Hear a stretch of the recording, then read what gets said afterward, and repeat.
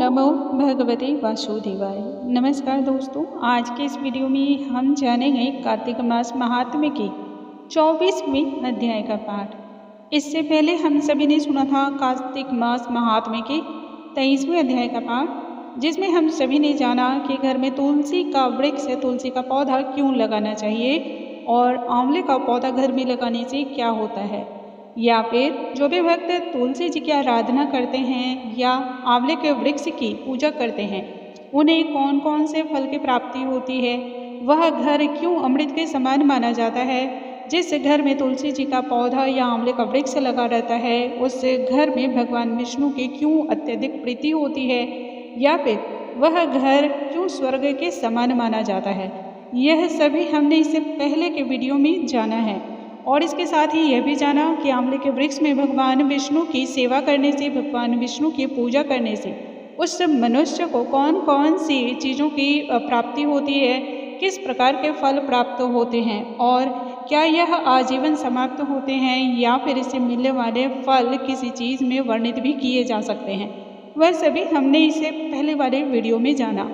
अब आज के इस वीडियो में हम जानेंगे कार्तिक मास महात्म्य के 24वें अध्याय का पाठ, जिसमें हम आगे की कथा का श्रवण करेंगे। आइए वीडियो को हम स्टार्ट करते हैं। सबसे पहले भगवान श्री गणेश का ध्यान कर लेंगे और फिर हम आगे आरंभ करेंगे। श्री वक्रतुंड महाकाय सूर्यकोटि समप्रभा निर्विघ्नं कुरु मे देव सर्वकार्येषु सर्वदा। ओम नमो भगवते वासुदेवाय। राजा पृथु कहते हैं, हे मुनि श्रेष्ठ, आपने तुलसी जी के इतिहास, व्रत, महात्म्य और उनकी महत्ता के बारे में बतलाया। अब आप कृपा करके मुझे यह बात बताने की चेष्टा करें कि कार्तिक मास में क्या और भी देवी देवताओं का पूजन होता है।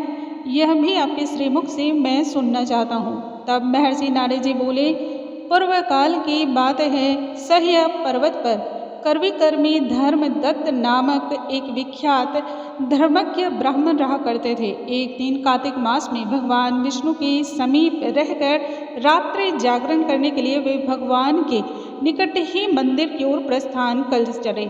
उस समय एक पहर का रात्रि बाकी था। भगवान के पूजन की सभी सामग्रियां उन्होंने इकट्ठा कर ली और वह सभी सामग्रियों को साथ लेकर जाते हुए ब्राह्मण ने मार्ग में देखा कि एक भयंकर राक्षसी उसी ओर आ रही है। उसका शरीर नंगा और मांस रहित था। बहुत ही विकराल उनके भव्य रूप को देख करके ब्राह्मण डर से और भय से थरथरा उठा। उसके बड़े बड़े दांत, लपकती हुई जिह्वा और लाल नेत्र देखकर डर के मारे ब्राह्मण भय से थरथरा रहा था। उसका सारा शरीर यूं लग रहा था जैसे वह हवा के झोंके की तरह कांप रहा हो। उन्होंने साहस करके पूजा की सामग्री तथा जल से ही उस राक्षसी के ऊपर में प्रहार किया। उन्होंने हरि नाम का स्मरण करके तुलसी दल मिश्रित जल से उसको मारा था, इसलिए उसका सारा पातक पाप वहीं पर नष्ट हो गया। अब उसे अपने पूर्व जन्म के कर्मों के परिणाम स्वरूप प्राप्त हुई इस दुर्दशा का स्मरण भी हो गया। उसने ब्राह्मण को तब दंडवत प्रणाम किया और कहा, हे ब्राह्मण, मैंने पूर्व जन्म में अनेक प्रकार के पापों कर्म किए थे और फलतः उसकी ही वजह से इस जन्म में इस दशा को प्राप्त हुई हूँ। अब मुझे किस प्रकार से उत्तम गति की प्राप्ति होगी, वह आप कोई रास्ता बतलाएं। तब धर्मदत्त ने उसे इस प्रकार प्रणाम करते हुए देखकर आश्चर्यचकित होते हुए पूछा, किस कर्म के फल से तुम आज इस दशा को पहुँची हो, कहाँ की रहने वाली हो, तुम्हारा नाम गोत्र क्या है और आचार व्यवहार कैसा है, वह सभी तुम मुझे बतलाओ। तब उस राक्षसी ने कहा, मेरा नाम कलहा है। वह राक्षसी आगे कहती है कि हे ब्राह्मण, पूर्व जन्म की बात है, सौराष्ट्र नगर में भिक्षु नामक एक ब्राह्मण रहा करते थे। मैं उनकी पत्नी थी। मेरा नाम ही कलहा था। मैं स्वभाव से बहुत ही क्रूर थी और दुष्ट थी। मैंने वचन से भी अपने पति का कभी भी भला नहीं किया, ना ही उनका आदर सत्कार किया और ना ही उन्हें भोजन ही अच्छा परोसा। सदा अपने स्वामी को धोखा देती रही और उनसे छल करती रही। मुझे कलह कलेश विशेष रूप से प्रिय था, इसलिए मेरे पति का मन मुझसे सदा ही दुखी रहा करता था और वह मुझसे दूरी बनाकर रखते थे। अंतर्गत वह उन्होंने दूसरी स्त्री से विवाह करने का निश्चय कर लिया। तब अंत में मैंने विषपान किया और अपने प्राणों का तब त्याग कर दिया। फिर यमराज के दूत आए और मुझे बांधकर पीटते हुए आखिरकार वह यमलोक में लेकर गए, जहाँ यमराज ने मुझे देखते ही चित्रगुप्त से पूछा, हे चित्रगुप्त, देखो तो सही इसने अपने कैसे कर्म किए हैं, किस प्रकार का इसका अभी तक का स्वभाव रहा है। जैसा इसका कर्म होगा उसके अनुसार ही इसे शुभ या अशुभ फल की प्राप्ति होगी। तब चित्रगुप्त ने कहा, इसका किया हुआ अभी तक कोई भी शुभ कार्य नहीं है। इन्होंने ना तो किसी से अभी तक मीठी बातें की हैं, ना ही किसी प्रकार का दान पुण्य किया है, और ना ही अपने पति स्वामी को, पतिनाथ को इन्होंने किसी भी तरह का उत्तम भोजन ही परोसा है। स्वभाव से भी कर्कशा और अंदर से भी यह बहुत ही दुष्ट प्रवृत्ति की है।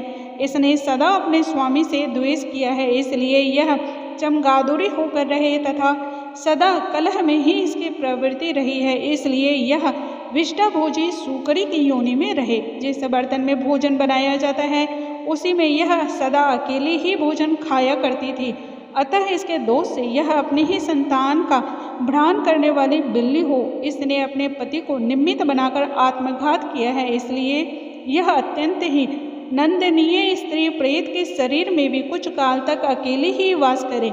इसे यमदूतों द्वारा निर्जल प्रदेश में भेज देना चाहिए, जहाँ दीर्घ काल तक यह प्रेत के शरीर में पड़ी रहे और वहीं निवास करे। इसके पश्चात यह पापिनी शेष 3 योनियों का भी उपभोग करेगी। कलह ने तब कहा, हे ब्राह्मण देव, मैं वही पापिनी कलह हूँ। इस प्रेत शरीर में आए हुए लगभग मुझे 500 वर्ष बीत चुके हैं। मैं सदैव भूख और प्यास से पीड़ित रहा करती हूँ। एक बनिए के शरीर में प्रवेश करके मैं इस दक्षिण देश में कृष्णा और वेणु के संगम तक आ पहुँची हूँ। ज्यों ही संगम के तट पर पहुँची त्यों ही भगवान शिव और विष्णु के पार्षदों ने मुझे बलपूर्वक बनिए के शरीर से दूर भगा दिया। तब से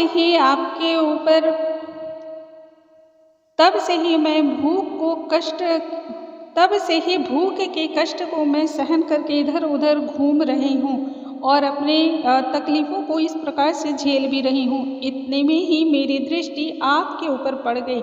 आपके हाथ से तुलसी मिश्रित जल का संसर्ग प्राप्त करके मेरे जन्मों जन्मों के पाप आज नष्ट हो गए। हे ब्राह्मण श्रेष्ठ, अब आप ही कोई ऐसा उपाय बता दीजिए, कोई ऐसा कार्य कर दीजिए जिससे मुझे मुक्ति मिल जाए मेरे इस शरीर से और भविष्य में होने वाली भयंकर से भयंकर 3 योनियों से किस प्रकार से मैं मुक्ति को प्राप्त करूंगी, वह उत्तम उपाय आपके श्रीमुख से सुनना चाहती हूँ।